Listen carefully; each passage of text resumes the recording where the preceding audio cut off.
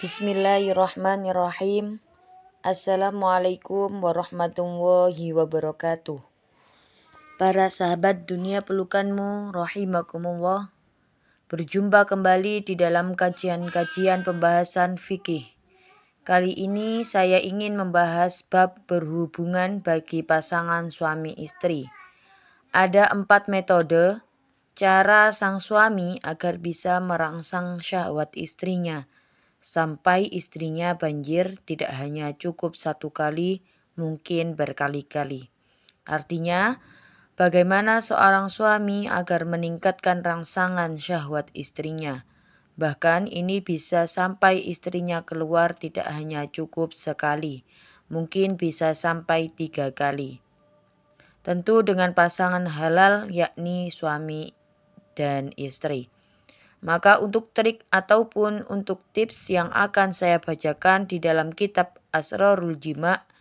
Yang pertama, jangan lupa suami harus membiasakan mengistiqomahkan setiap harinya berdoa memohon kepada Allah Subhanahu wa taala agar dikuatkan melakukan berhubungan dengan istrinya, bahwa yang memberikan kekuatan kepada para suami tentu Allah Subhanahu wa taala.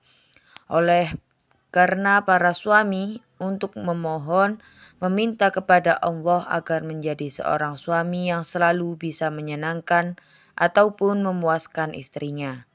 Maka di sini ada doa yang mana doa ini yang cukup salaf, yang bisa dikatakan cukup populer, yaitu Allahumma qawi zakari fa inna fihi solahan li ahli.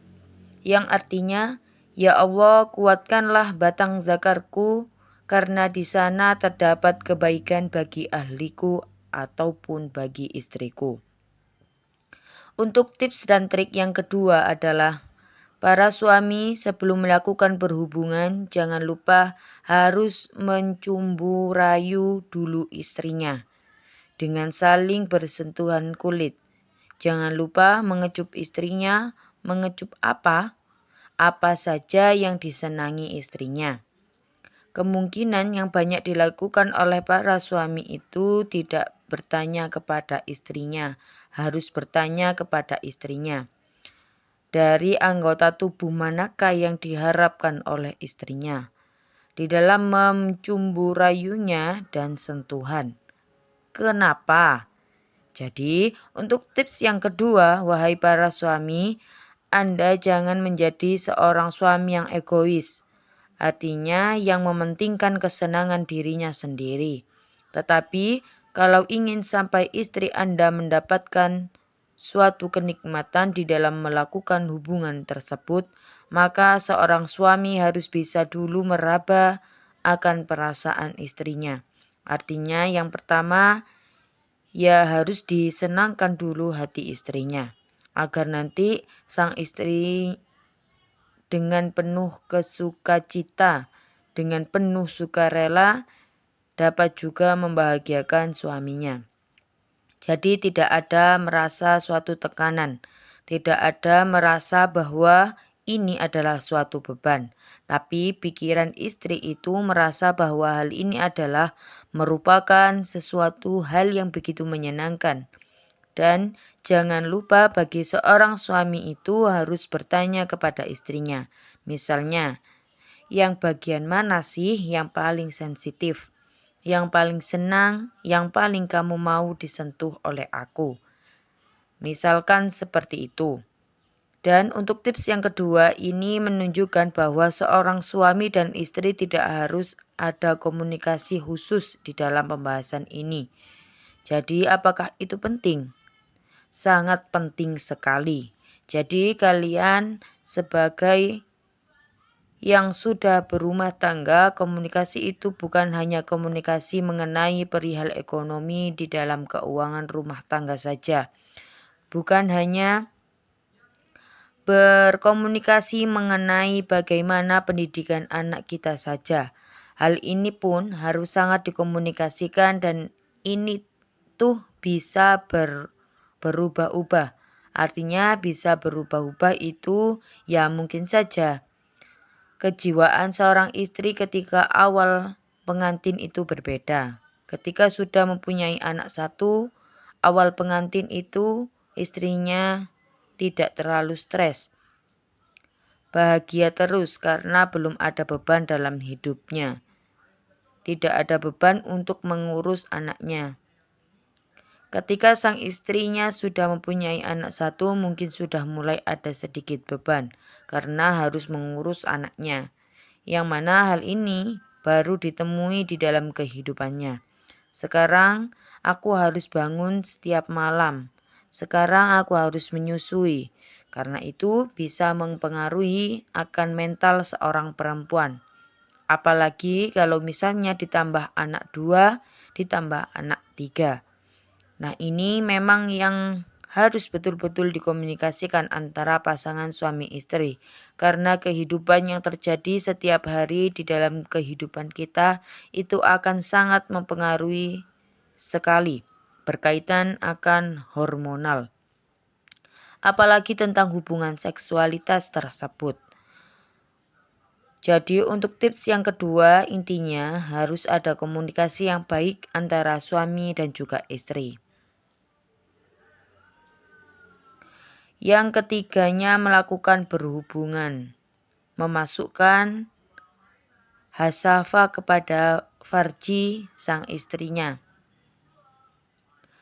serta menjaga gaya-gaya melakukan hubungan atau gaya yang disenangi antara suami dan juga istri. Nah, untuk tips yang ketiga yang harus dikomunikasikan itu adalah perihal gaya. Penting di dalam rumah tangga ketika kita awal berumah tangga karena kita belum berpengalaman berhubungan sehingga gayanya ya begitu-begitu saja.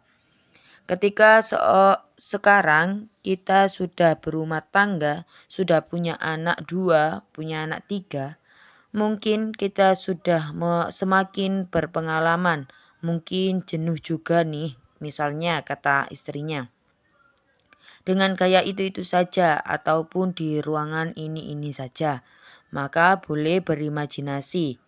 Maka sang suami dan istri berkomunikasi yang baik, mencari gaya-gaya yang baru, kecuali memang gaya yang diharamkan oleh Allah. Yang penting memasukkan kepada lubang yang benar, tidak boleh memasukkan lubang yang belakang ataupun memasuki kepada lubang istrinya ketika sedang haid. Hanya itu saja sih yang diharamkan, selain dari itu dihalalkan.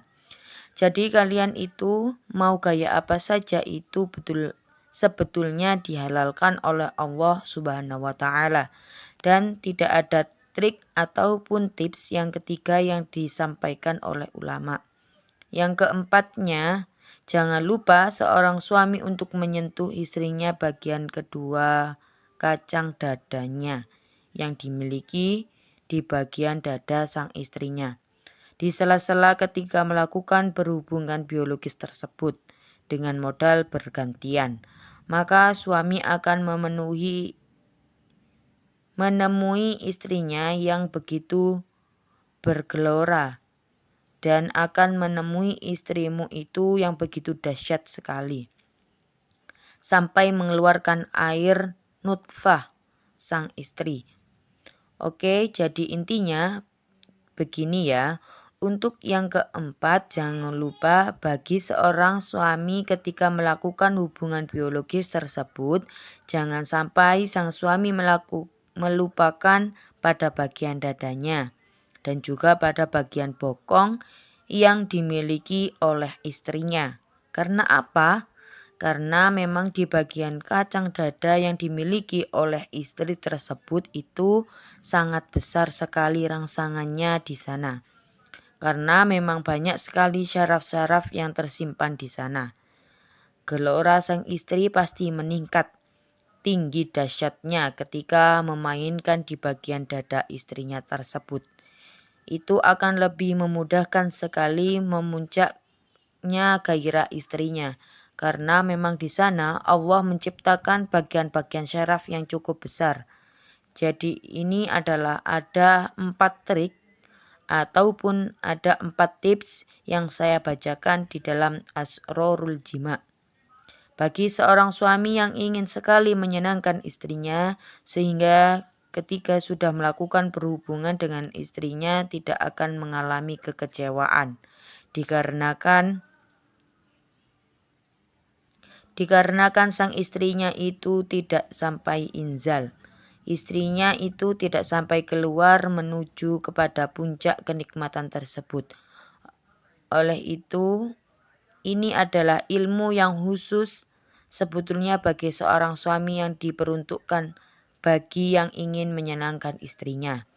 Jika, wahai para suami mendengarkan ilmu ini, jika Anda diniati beribadah, sekali lagi saya tekankan untuk diniati beribadah, ingin menyenangkan istri Anda, maka ketika Anda mendengarkan ilmu ini akan berubah menjadi suatu ibadah.